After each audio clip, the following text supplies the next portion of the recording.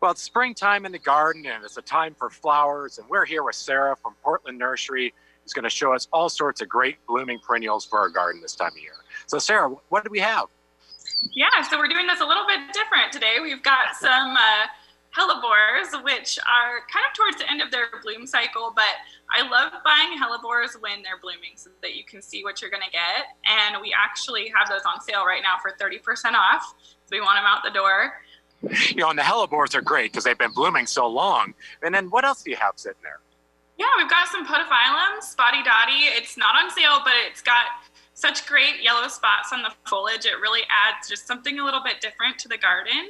And the foliage can be really important. Yeah, because it's that really large, bold, spotted leaves. So it really does make an impact in that landscaping. Mm-hmm. And then what else do you have there that's looking blooming?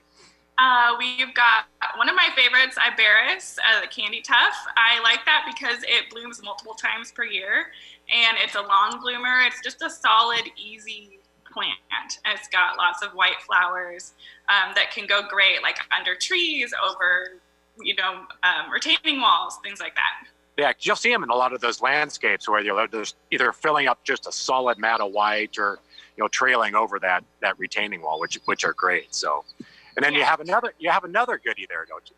Yeah, we actually have two more left. We have some erysimum, which is a wallflower. It's got different colors. It's great for pollinators, early pollinators this time of year, and some even have a little bit of fragrance to them.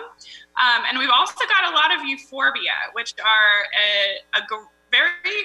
almost borderline aggressive plants. So, they're easy. They're drought tolerant, but you do have to watch out. They've got a poisonous sap that is bad for like dogs and kids and stuff. So be careful with those. Right. I've seen that when you go and prune them back, it gets that oozy white little stuff coming out of the stems, which could really be that interior, for your skin and make rashes and things like that. So yeah, you want to be careful. Now, Sarah, these are pretty interesting times right now that we're going through. So what is Portland Nursery doing to kind of help with all of this?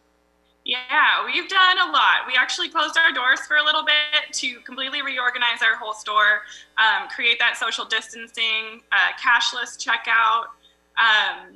We are asking people to wear their masks and gloves if they have them. Leave your kids and pets at home. It's been a hard choice. We've got staff that are only there by choice. No one's being forced to work right now, and it's something that we feel actually really proud of and good with. My family's there.